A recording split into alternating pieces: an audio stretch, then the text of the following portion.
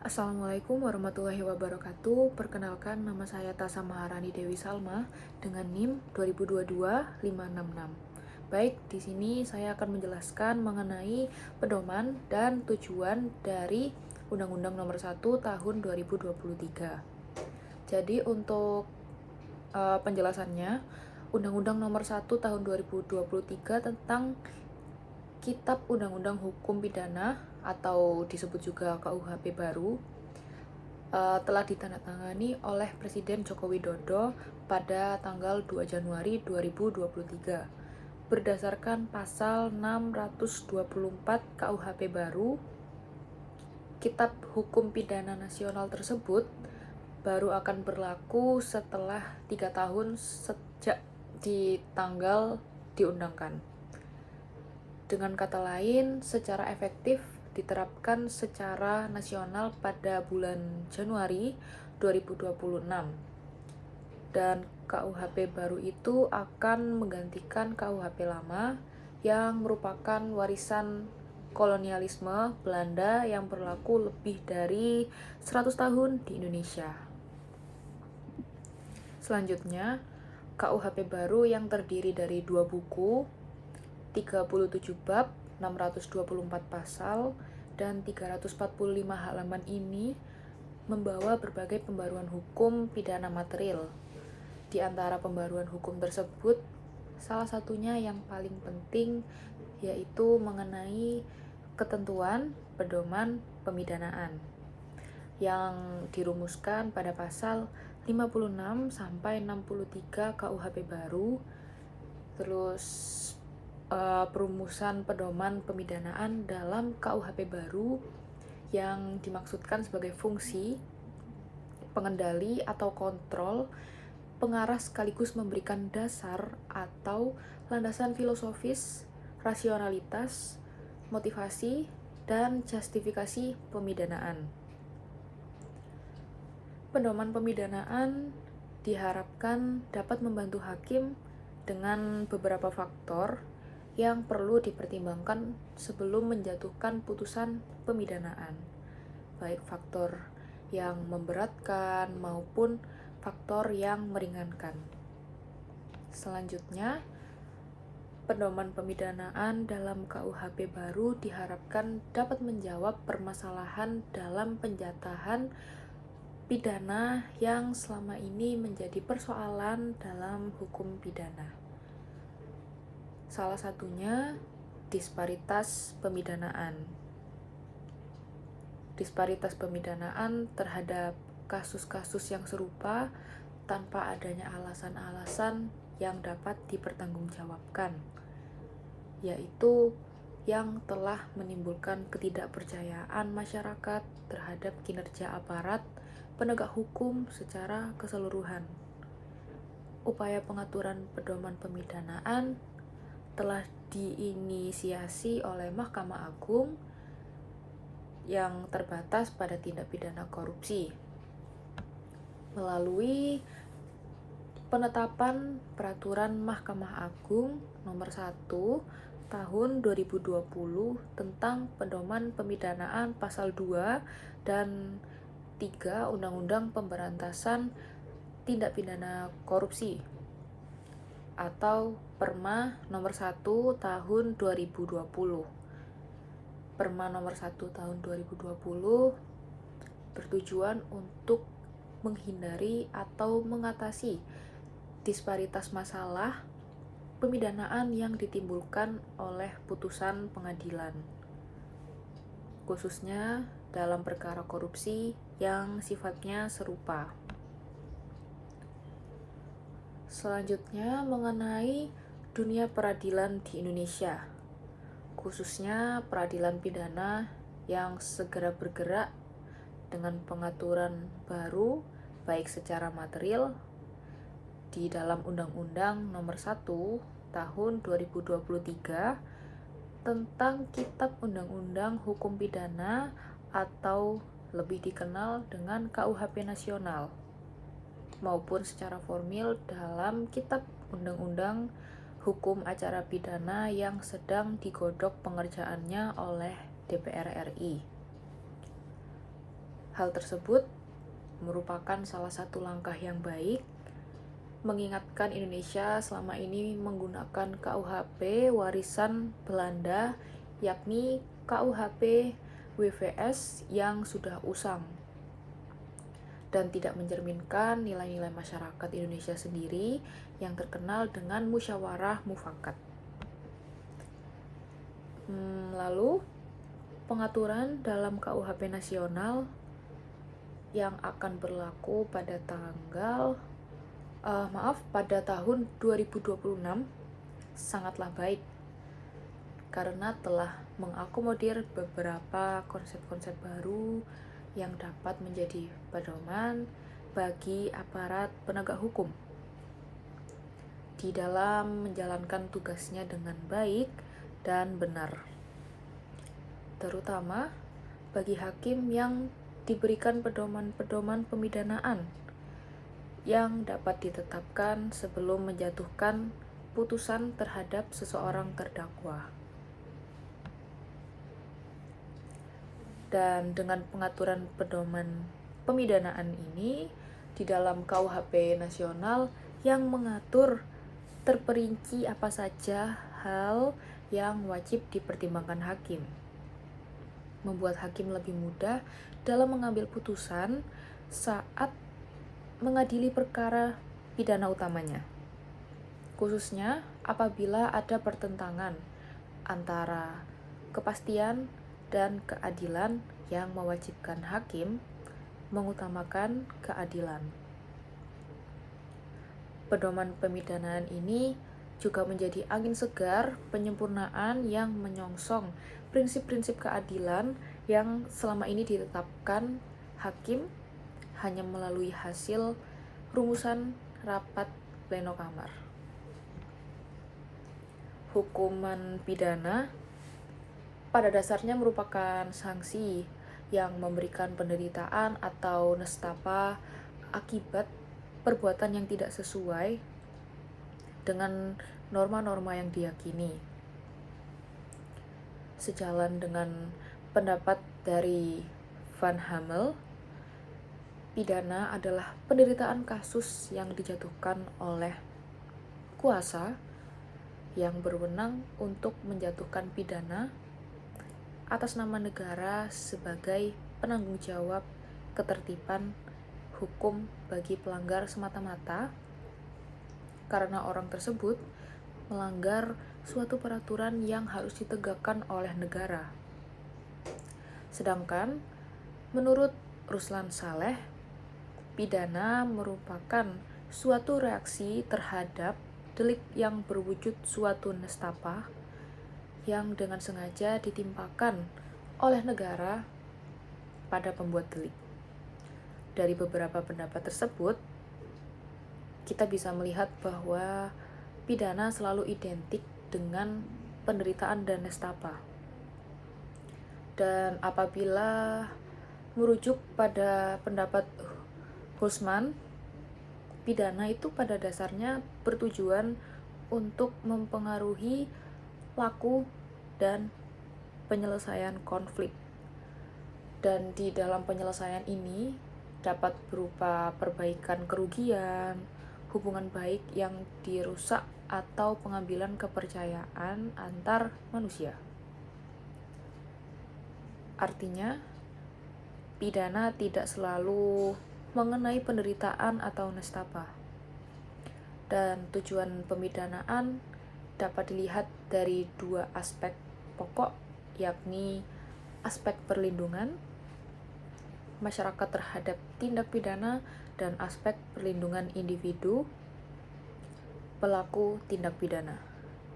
Aspek perlindungan masyarakat menekankan pada pencegahan kejahatan, pengayoman masyarakat, hingga mendatangkan rasa damai. Pada aspek perlindungan individu, tujuan pemidanaan diarahkan pada konsep permasyarakatan terpidana agar tidak melakukan atau mengulangi perbuatan yang merugikan orang lain maupun diri sendiri. Perlindungan masyarakat tanpa memperhatikan individu, pelaku menghilangkan hak-hak dan rasa kemanusiaan Sedangkan perlindungan individu pelaku tanpa memperhatikan keadaan masyarakat yang akan menghilangkan keamanan dan keadilan yang menjadi sumber kesejahteraan. Keseimbangan kedua aspek ini harus menjadi pertimbangan dan menentukan tujuan pemidanaan.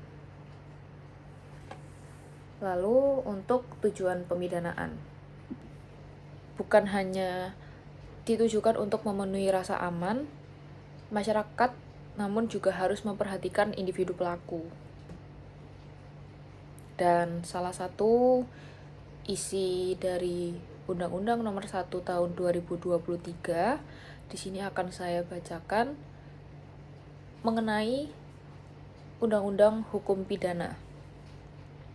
Salah satunya berisikan menimbang bahwa untuk mewujudkan hukum pidana nasional Negara Kesatuan Republik Indonesia yang berdasarkan Pancasila dan Undang-Undang Dasar 1945 serta asas hukum umum yang diakui masyarakat, bangsa-bangsa perlu disusun hukum pidana nasional untuk mengganti Kitab Undang-Undang Hukum Pidana Warisan Pemerintah Kolonial Hindia Belanda. Dan yang poin B, bahwa hukum pidana nasional tersebut harus disesuaikan dengan politik hukum, keadaan, dan perkembangan kehidupan bermasyarakat, berbangsa, dan bernegara, yang bertujuan menghormati dan menjunjung tinggi hak asasi manusia. Berdasarkan ketuhanan yang Maha Esa, kemanusiaan yang adil dan beradab, persatuan Indonesia, kerakyatan yang dipimpin oleh hikmat, kebijaksanaan dalam permusyawaratan, perwakilan, dan keadilan sosial bagi seluruh rakyat Indonesia.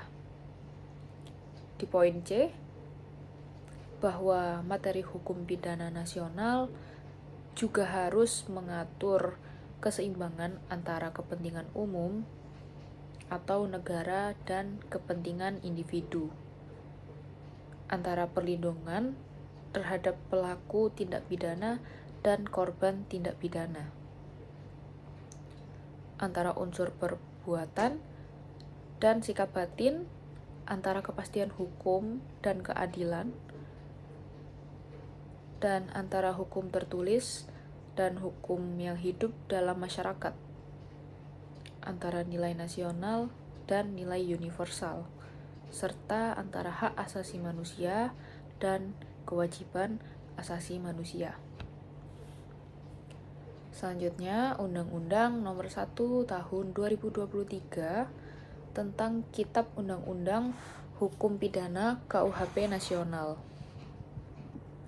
yang akan berlaku pada 2026 mengatur tujuan dan pedoman pemidanaan, dan pengaturan tersebut merupakan hal baru karena dalam KUHP kolonial tidak secara eksplisit merumuskan tujuan dan pedoman ke dalam sistem pemidanaan. Hakim Pengadilan Negeri Kabupaten Timur Tengah Utara, Nusa Tenggara Timur, memandang perumusan tujuan dan pedoman pemidanaan pada KUHP nasional merupakan hal positif karena memberi paduan bagi penegak hukum, khususnya hakim. KUHP saat ini tidak secara eksplisit merumuskan pedoman dan tujuan dalam sistem pemidanaan. Tetapi KUHP saat ini tidak diberikan arah, petunjuk, dan cara-caranya.